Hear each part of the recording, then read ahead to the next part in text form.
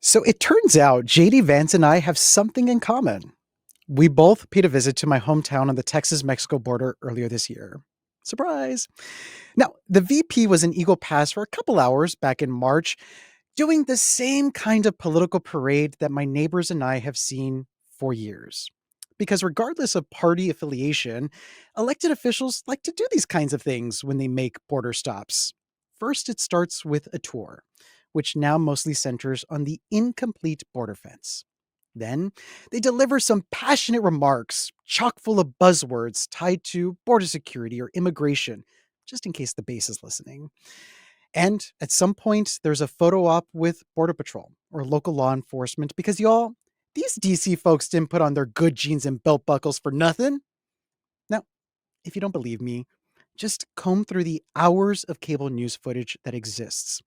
Fox News, MSNBC, CNN, all of these news outlets have practically set up shop in Eagle Pass these past couple of years as my hometown has become more politicized.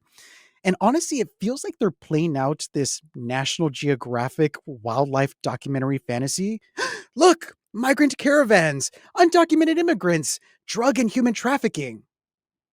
Okay, given that we are talking about an international border, some of that is true. But I can only speak for what I know and what I see. And most of that is me just going to Kohl's department store with my mother or grabbing a mangonada with my sister at our local paleteria. Not exactly a ratings draw, but which of these is the more accurate representation of the border? I'm Xorje Olivares, and today I'm asking, is the border we see on TV real life? This is Hyphenacion, where conversation and cultura meet.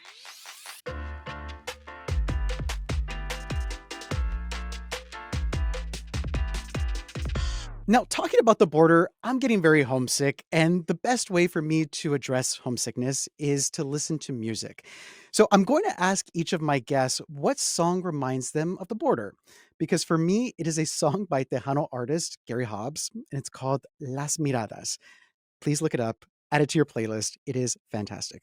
But excited to first welcome to the program Natalia Ventura, who is a community organizer and an artist out of San Diego, California, who uses her art to show that it can be used as a tool for social change. So, Natalia, thank you so much for joining us today. And I want to ask you about what song reminds you of home or the border? Thanks so much for having me. My song is not a traditional borderlands song, but I think this kind of speaks to, the many cultures that exist here. For me, growing up, my mom is from Tijuana, but she was like an 80s new wave fanatic, Love with the it. short hair and the like leather jackets when everyone around her in Tijuana was not that way. And so she very much embraced the music on the other side and loved new wave. And so a song that really reminds me of home is Our House by Madness, because I grew up on a cul-de-sac and just like the lyrics just really remind me of her. She always played that one growing up. Thank you so much for joining us and for sharing that. Also excited to welcome to the show Robie Flores, who is a filmmaker. Her latest film called The In Between is now available for you to watch, and I highly recommend it, especially because it showcases my hometown of Eagle Pass, because Robbie is a classmate of mine and we've known each other for quite some time. So excited to have her and excited to see her and to know what her answer is to the song that reminds her of the border. Oh my god, I'm so excited to say this because I think it's gonna take us all back to, like, morning pep rallies and cakewalks. Okay. Baila esta cumbia, like always, like the Mhm. baila esta cumbia would just be like, "Da-dun, da da da da da da," and then it was just like, we're all just kind of, like, doing the cakewalk, like, or pep rallies or whatever, and I think is it Fito Olivares, the, like, La Yes. Víbora or It's called La that's Cobra, so and it Eagle starts with Pass. it, like, resembles a rattlesnake. It's so classic EP to me, and when I hear that, it just makes me so happy. Eso, Well, sorry, I cheated. no, no, I that's did great, too. and I it makes me happy being around other border people. I feel like we speak a special language, and I'm happy for us to share that language with everybody right now, especially because the border is such an expansive place, right? We are talking about 2 specific areas right now, Eagle Pass, South Texas, and San Diego, but it spans miles upon miles. So I want to start with you, Natalia, about what your specific border experience was like, has been like, just so folks can get a sense as to how you're approaching today's topic. Yeah, so I think something that people who aren't from the border don't realize is that even within this border identity, there's so many layers of privilege and experiences and intersections. I feel I grew up very privileged in my border crossing experience. I was born on this side as a US citizen. I grew up visiting my grandparents every weekend, just being able to cross the border to enjoy like food and culture and life on the weekends over there. And then I would, do my schooling during the week on this side and grew up on this side. So that's my personal experience. I want to ask you, Robbie, because Natalia hits at a point that a lot of us understand, which is sometimes families on the other side. There's a lot of cultural activities that happen on the other side that we want to show ourselves, especially if we don't have those on the American side of things. So, what was your border experience like growing up? I mean, similar to Natalia, that it was, I was like very lucky to be born on the American side.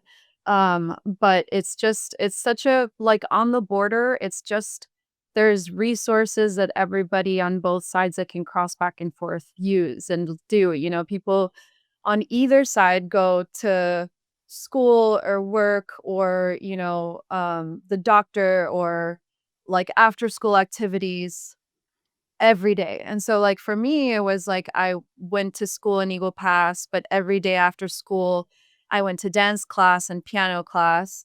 And I'd like change on the way. Like, my mom would pick me up and I'd change in the car and like put my medias on. And like, as we're going over the bridge, and it felt like I was just kind of like getting into this like different identity of like now I'm a la bailarina and stuff. And so I'd like go to dance class every day after school and then like to my abuela's house and I'd wait for my parents to be done with their errands because they'd be like, going to visit the tios or like going to buy groceries and stuff and then we'd like take the bridge back home and that was like every day and then on the weekends we go to, the my abuela's house and then we do the carne asadas and stuff and that was my border life experience, but with everybody that I was around, it was pretty typical, and so I assumed that if you lived on the border, you could just do that.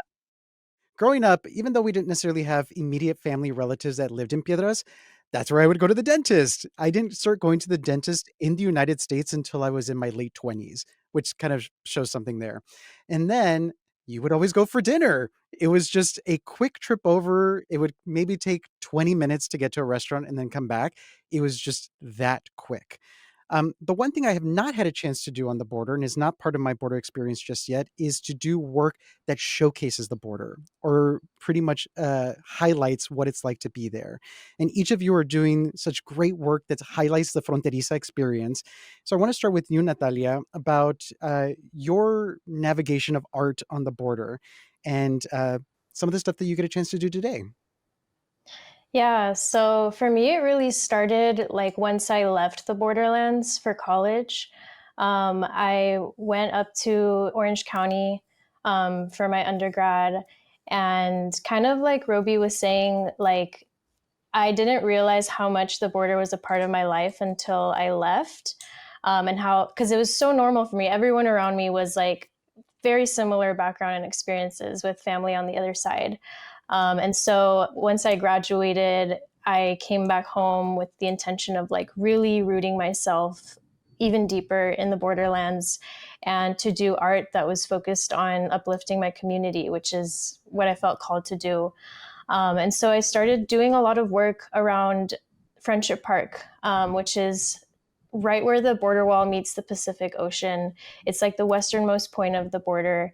And it's also home to a place called Friendship Park, where families traditionally are supposed to be able to come together and meet each other, families and friends who aren't able to cross the border because of their citizenship status.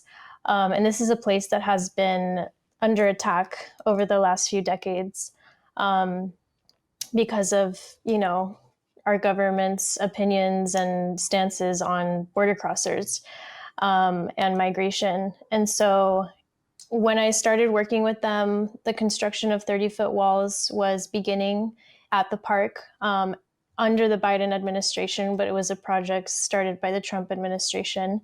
And I did a lot of organizing work with them, bringing art to their activism work and using art as like a tactic of nonviolence to fight against militarization at the park. Because this is supposed to be a place that symbolizes cross-border unity and friendship. And it was very much not that anymore. And so some of the interventions that I've done with others include hanging banners on the border wall. Parque sí, muro no is one of our slogans that we use to say we want a park here, not a wall. And I climbed up on the border wall to hang that. And then there's also a planter that holds white sage, which is a native plant here in Southern California and Northern Baja. And we hung it on top of the border fence to kind of signify the power of this, native plant, native species, and how it overcomes borders. And there's two sculptural hands that are coming from on top of those planters, touching each other to kind of symbolize the human connection that we hope will win over these borders. So it's really about reconnecting to our humanity, reconnecting to the land, and reconnecting to a very human thing, which is to create rituals to care for each other through all of those processes.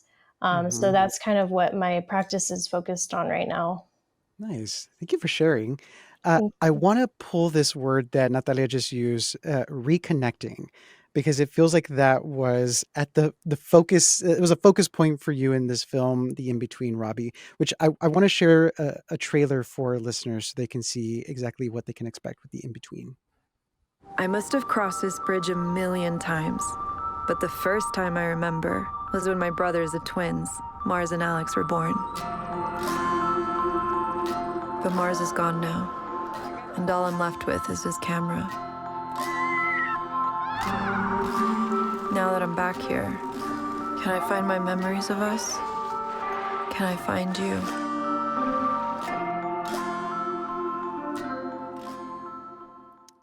So, Robbie, tell us about The In Between. I wait, now well, now you're making me cry. This is just Mhm. so surreal because,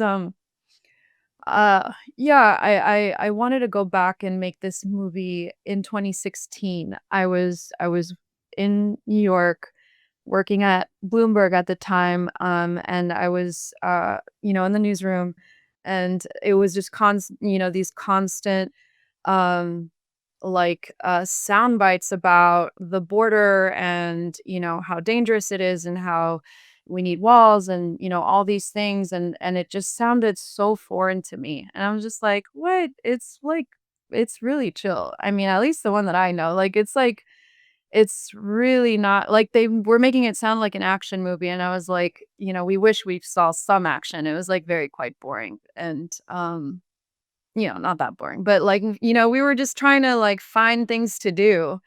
And it was a beautiful, idyllic childhood. Like, I feel we actually, like, grew up in such a bubble, and what a privilege to, like, have, my childhood so protected that I didn't, like, know anything about what people were saying about our home until 2016, you know? And so it was just, like, really jarring and as as you guys know, it's like when people talk about your home, because it's, like, never really talked about, we always, like, have a hard time explaining it, but then it's finally being talked about, and it's being talked about in this, like, really ridiculous way that we're like, "What?"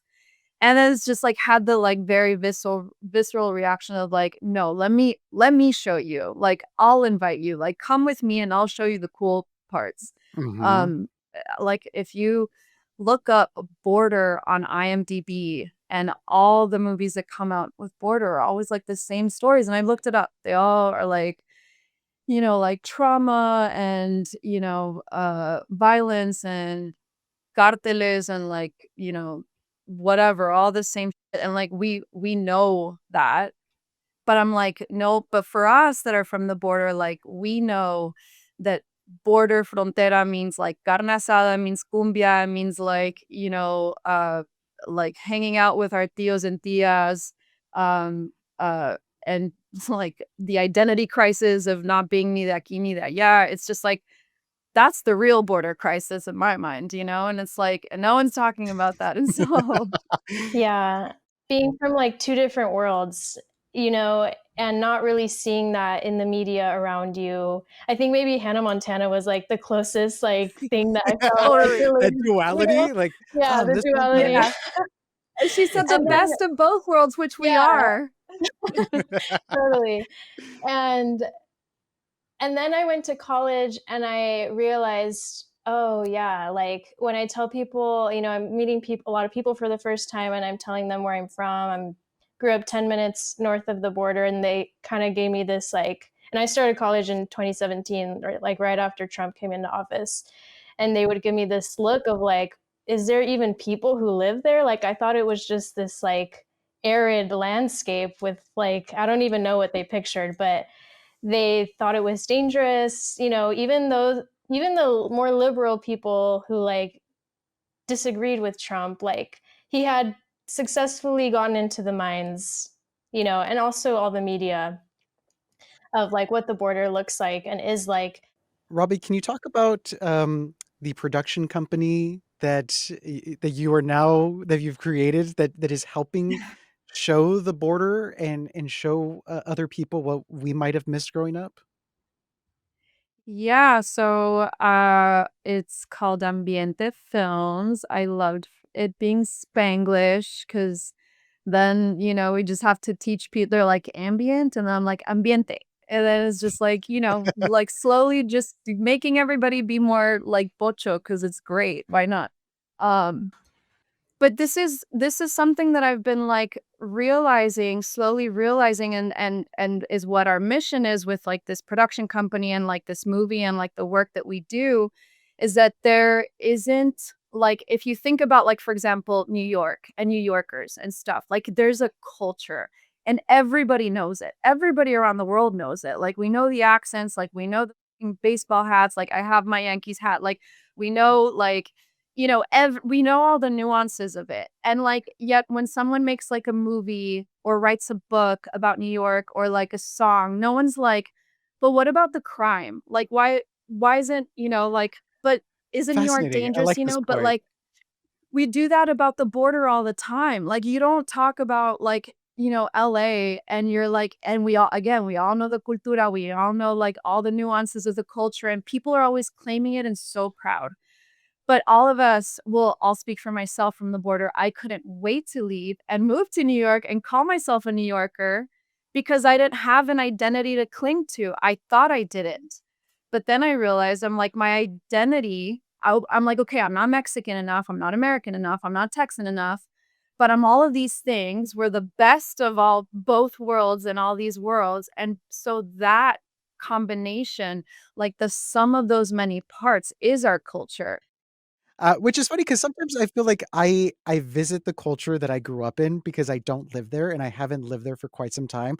But yet when I do go, I put my skin back on. I feel comfortable. I feel nice. I know this feeling. And I feel like that's been something that has changed. I feel like I more proudly wear my border self Qué because bueno. I have been separated from that region for so long, even though I still feel like super fronterizo. So I want to ask you, Natalia, about what has changed for you about the border, whether physically, things that you emotionally, how you feel about it. Have you gone through a bit of a journey there? Hmm. Yeah, I think that returning back home to the border after college was a very spiritual awakening for me. And I feel that I was able to tap in to also kind of the more mystical, unseen elements of living at the border. It's a place where like so much tension exists, between life and death, histories of colonization and the colonizer versus the indigenous and the native, and just really tapping into like also how the land feels because of this militarization, because of this border. like really understanding that wound that Gloria Anzaldúa talks about. Like, for example, the border walls at Friendship Park in the 70s, when the park got inaugurated by the First Lady Pat Nixon, it was just a string of barbed wire. And she had her Secret Service cut it so she could greet the people on the Tijuana side. And she said, I hope there won't be a fence too long here. And over the decades, it's become a 30-foot galvanized steel double wall. And how did that happen so quickly? And how are we so quick to accept that?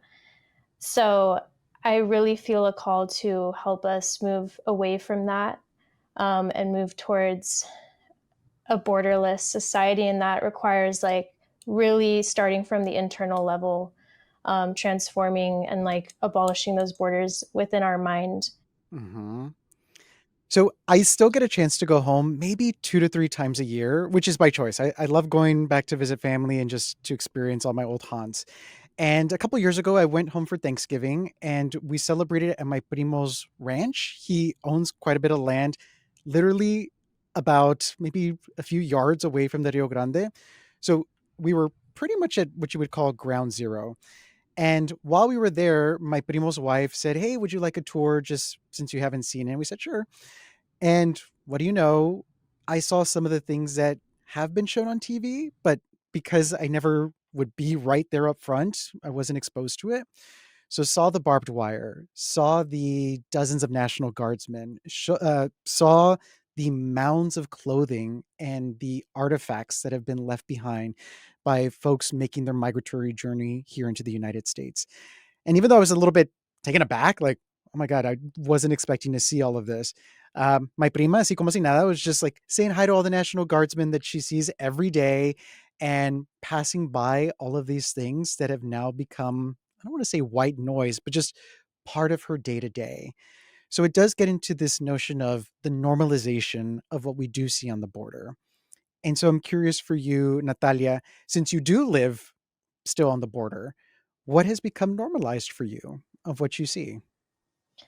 Yeah, as you just said, it's very normal to see barbed wire, to see construction projects constantly at the border, border patrollers, DHS, even multiple like law enforcement agencies. Um, it's normal to see people making their journeys, um, and all of it. It's very much a part of our culture here. And I think that most people are just used to seeing it at this point, which is sad because it shouldn't be that way. Um, and I think that our border is like, it's a place where so much of the world just kind of comes together because migrants who come here are coming from all over the world, not just Latin America. And so we have like a real opportunity to have kinship with people from all over the world. The way that people who live here really care for the people on their migratory journeys is so inspiring to me. And it's something that I've tried to like embody more and more when I'm driving around near the border and I see someone walking on the street. I know they're probably on their journey, and I will stop and offer them water or food. You know, it's just something that we need to ingrain more in if you are living near the border, because this is a part of that life, and really practicing like treating somebody like they are your kin. Yeah. I want to focus in on this word kinship because there is an international friendship parade and day that happens in Eagle Pass where we do meet up with folks in Piedras, and there's this huge celebration. And Robbie, I love that the in between starts and ends with imagery that is, at least to me, because I know it happens for Friendship Day and also for 4th of July. But tell Mm-hmm. me about your reasoning for showcasing this particular moment and day that we celebrate on the border. It was the first thing I shot when I went home. it was so funny because everybody like back in New York and like this like the center of news is like freaking out about everything that's going on the border and like and so I'm like so like living in that for so long that I go home and I am being like, "Oh my god, how is everybody gonna be? Like, is everybody gonna be like it will the Abrazo festival happen?" It's called the Abrazo, ceremony that it's like that's actually a whole week. It's a friendship week and it's like a whole week of like events and they have like a a carnival under the bridge and all this stuff. And so like that I came back and um, they were still doing it, and it's like and they still do it now with all this going on, like they're still doing all the binational celebrations because it's nothing's gonna stop that. This is like the culture of this place, and so I do want to just quickly say, yeah. I do every time I bring someone home for a visit, whether that's, my partner has gone many times, whenever I bring my best friends, I always take them during Friendship Week because of the Noches Mexicanas festival that you're talking about, which interestingly enough, it's called Noches Mexicanas on the American side. But Yeah. just to further paint this picture that Robbie was showing, it all takes place in a park that is beyond the border fence. So it is in this like weird purgatory section where it's in between the border fence and the Rio Grande, but it has always been there. So it's everybody with their Mhm. puestecitos selling the funnel cakes, the spiripapas, the raspas, like the aguas frescas. It all happens right there. And that hasn't changed in all this time. And it is such a beautiful reflection of community and just everything that we have. Again, this culture that we have to offer on the border, which I do want to end with this one question to each of you, which is what is your favorite part about being from the border? And I'll say, to give you all some time, I'll say that for me, it is every time I go home, every time I go to the border, I am always el hijo de Margie and Pachi. I'm always el nieto de Cuca, de Jose, de Luis, and de Estela. And, the kid who went to this school and did all that and had the piano lessons. Like, I'm allowed to remember the core of who I am and like what I'm bringing to you today. It is all because of that. So I feel like I'll never be able to lose that joy and pride of border identity. I want to start with you, Natalia. What is your favorite part? Yeah, very similar. Just being able to go to Tijuana, get the world's best tacos, eat some nieves, and just like really tap into those childhood memories, just being a kid, visiting my family, enjoying life. There's so much beauty and color in Tijuana, and it's hustling and bustling, and I love it so much. And it's such a privilege to be able to just go enjoy that. Nice. What about you, Robbie? I love just like the remix that like we create. Like we're like the hybridity, the hyphenacion, like I like for us, like I think that we're like so beautifully defined. Like I love food. I love to cook and stuff. I grew up with, family with restaurants and, my first job was in Piedras where the nacho was invented. And like the beauty of the nacho is that it's a border food. And this is what happens at the border. That's like one example of all these amazing things that happen at the border when these like two like beautiful cultures like collide and influence each other. And from there we have margaritas and like Caesar salad and like burritos and like so many more things, and like that's the beauty of the fluidity and like and that I'm so proud of and I just like want to like bottle all of that up, like bottle your work up and your talks, Jorge, with everybody because that's, you bring the border and like you, Natalia, with your work and like, the literature that we've discovered and like the songs and the music and like, Grupo Frontera, I was like, yeah, like it's just like all of this together is our culture and we should be able to pinpoint it because we export so much of this all over the world and like we should really make it a tourist destination and I think that that would fix all of our problems. So So I feel like the greatest takeaway is that there's four great exports from the border, each of us and the natural. So folks exactly. better represent. Well, I want to thank each of you for joining me for this wonderful conversation about home, because at the center of it, it really is about home for all three of us and for a lot of people who are watching. So I want to thank you each for your time and thank you for your work, especially because it does center this wonderful, beautiful existence that more people should know about. So thank you both for joining me today. Thank you. Thank you for having us, Jorge. And I do want to let folks know, if you want to look at each of their works, just go to our show notes. You will have links to Natalia's work, to how you can find and watch the in-between, Robie's film, and how you can support them in the efforts that they do. And if you are a border person, or if you have a question for us to address on Hyphenacion, all you have to do is email us at hyp@kqed.org.